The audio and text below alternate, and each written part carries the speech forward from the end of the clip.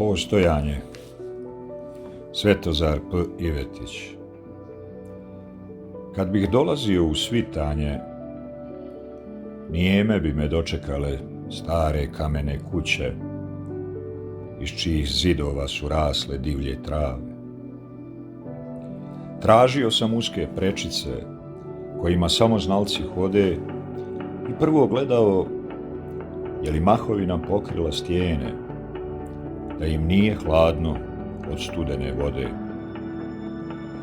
Biserne kapi bi pričale dirljive priče, kako se u vrhu stijena noću ledi mirisno bilje i da vile u samu zoru izlete sa visokih stijena da prospu vodni i cvjetni prah po polju.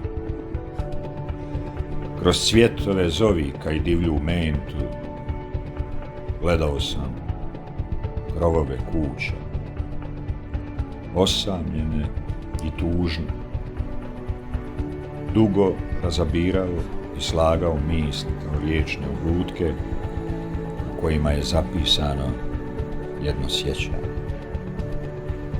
Tražio sam uske prečice kojima samo znalci hode i prvo gledao je li mahovina pokrila stijene, da im nije hladno od studene vode koja teče, da me se sjete i ponekad pokriju i mene. Kad bih dolazio u svitanje, kroz grane procvalih zovika i divlju mentu, gledao sam u krovove kuća, u mutne prozore ispod kojih u rijeci gusta i crna mahovina pokriva stijene, da im nije hladno dok čekaju mene.